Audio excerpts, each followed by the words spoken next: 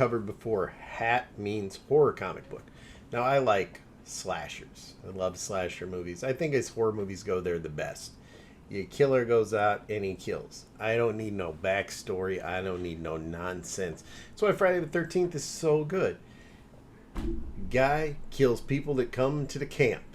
He did that in, well, one was the mom. So let's think about it. 2, 3, 4 kills people that come to camp. 5, they tried something different. Didn't work. 6 kills people at the camp.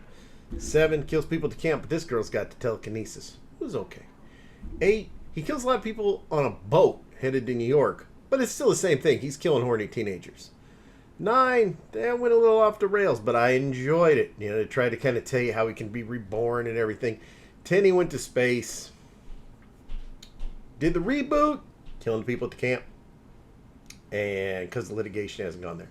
Now, on the other hand, a movie like Friday the 13th, or excuse me, Halloween, that's a jumbled mess of shit. That thing's gone everywhere under the sun. Thank God the new Blumhouse ones are kind of wiping out the memory of that other garbage. My opinion. Although I do think Part 3 is the greatest horror movie ever made. Anyway, there's been a lot of horror comics. Chaos Comics did Halloween, 3 of those. Big money, too, if you have them. We'll have to look at them one day, because I have them.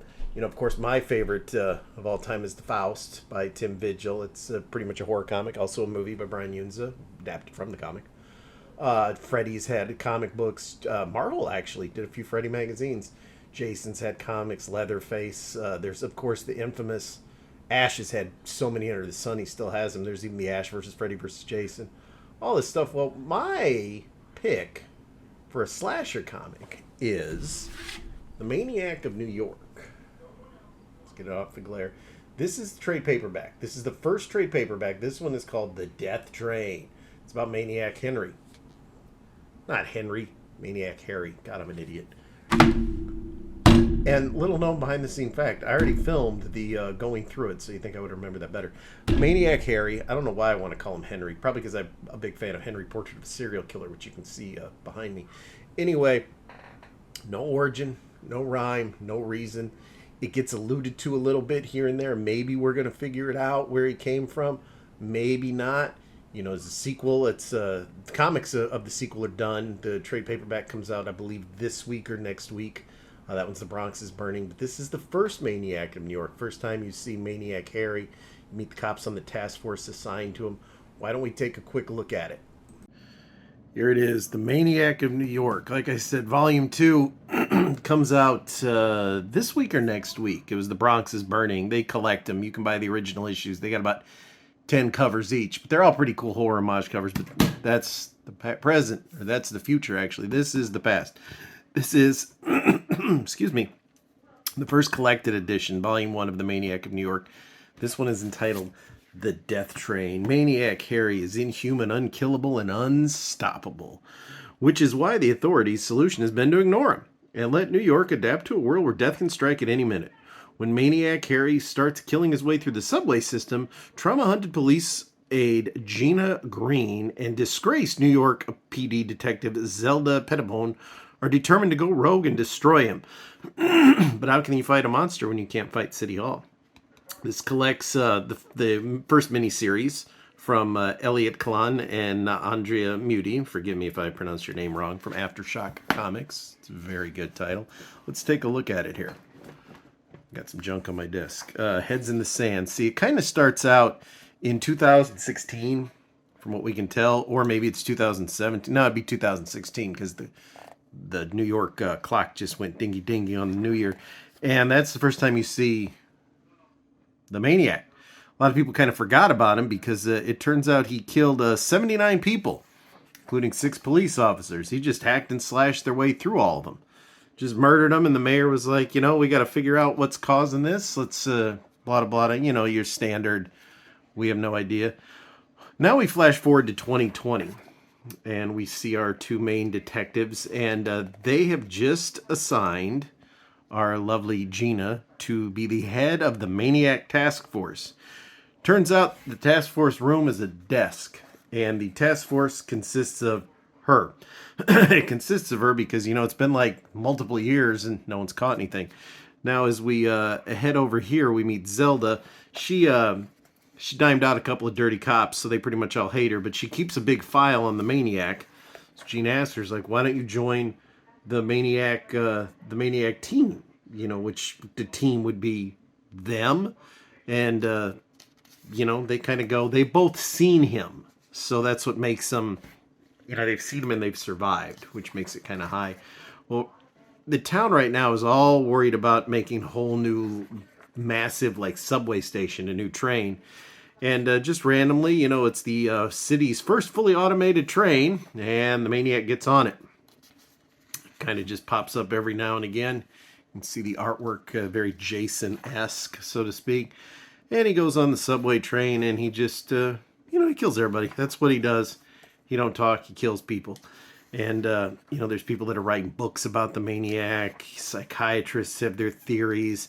Mayor has a theory, but the whole thing pins down to this new automated train that the Maniac is pretty much now just riding around killing people. As you can see, it's the fully automated train, and yeah, he just murders people. There's no rhyme or reason.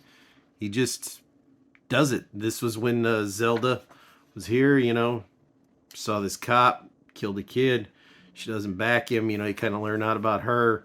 Here's the Maniac still going, and you don't seem to be able to stop him. I mean, you can shoot him, you can stab him, but he just, he keeps getting up. But what you notice is when they hit the the 81st Street Museum of Natural History, the Maniac stops. Like, he just doesn't go any further. And they can't really figure out why. I mean, they're hunting him down on this automated train that he just kind of keeps sliding in and out of, murdering various people. The thing is, he only goes a certain way. He'll come back, but he won't go so far. They can't really figure out, why. There really is, like I said, as I'm flipping through it, you can see it's a very graphic comic. It's probably the best slasher comic I've ever read. It's definitely an adult book. As you can see him, he has his machete. Like I said, he's very Jason-esque, just killing people left and right. And here, they get the upper hand. They blow fire on him. He's on fire on the automated train. He hops off, just burning to hell. And they, the mayor thinks, okay, well, maybe we got him. But she just doesn't think so. But they can't figure out for the life of them why this guy stops. He went right by there, and look at that. It's an artifact. Why? That's in the museum. It looks a lot like his mask. And, the train's going, but he just keeps getting on it in different stops. Just killing left and right. And all the mayor's doing is, now he's got a task force so he can blame it on. And pretty much everybody hates them because, well, they haven't arrested anybody, and the guy just keeps killing people left and right. Mayor's like, we've got New York's train. We're good. Just live with this fucking guy. So he pops up anywhere. He kills you. The hell with you. We'll just blame everything on the task force. And he's even they're working on a book about the death train because he keeps going on there to kill people. Victims are having flashbacks, and every time you think he's gone, here's a bum. He's just going out for a little bit of bum drinking. Stabbed in the back. The Maniac leaves. Here's all our cover galleries. Why does he stop by that museum? Why doesn't he continue? We're going to hopefully find that out in The Bronx is Burning, because as of right now, and this book has had various prints, various covers. The original issues you can still pick up if you want to. See, and here's the map of the incidents. It's pretty nice, Dad. Tells you how many people he's killed and wounded. Nice touch.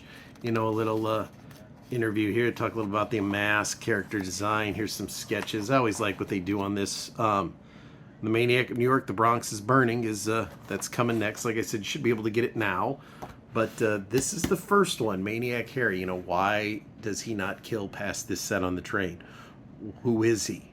What is the symbolism of the mask? I don't know if we're going to find out in The Bronx is Burning. I don't know. But now I know as you go pick this up, Volume 1, and you can get your Volume 2 ordered. You can read them back to back. You don't have to wait long in between at all. But let's talk about it for a few more. Such a good read. I know I say this a lot. This is a definite 5-star book. It's got a lot of good backstory about our detectives. It's, of course, got the maniacs slashing left and right, as you saw there. It's just really good. Like I said, Aftershock Comics did a hell of a job on it. It collected the first 5 issues, which was the Maniac of New York. Then they did another miniseries called The Bronx is Burning that finished up. The trade for that comes out here. It's either this week or the following. It's here the second or third week of August is when it's due out. You can pre-order it, your local comic book shop, Amazon, anywhere, Goodreads, wherever you want to go, you can pre-order it. I bought the single issues because, like I said, these things have multiple covers. I think was the 4th issue possibly. It was either the 4th issue or the first issue that had 4 or 5 fucking covers. It has a really neat Dawn of the Dead homage, which I like that one. Now, I avoided reading them because for me, those are going to be monetary. I'll sell them. I want my trade paperbacks. And the way I look at it in the trade paperback form, I don't got to wait a couple months in between to read. I'm going to get that. I'm going to read it half hour, 45 minutes. This one took under an hour to read easily. It did it in one sitting. This is a good one. This is the first one. You got to pick it up. This is Maniac of New York, Volume 1, Death Train. The second one is going to be the Maniac of New York, The Bronx is Burning. First things first, you got to go pick this one up. You can pick it up, like I said, you can pick this Death Train one up anywhere. Amazon, I know for a fact, has them. Pick that up, then you read it, and then you pick up part 2, and you don't have to wait months in between, like I said. But this is the Maniac of New York from Aftershock Comics. I give it a definite recommend, especially if you're a slasher fan. You can't go wrong. Pick it up now.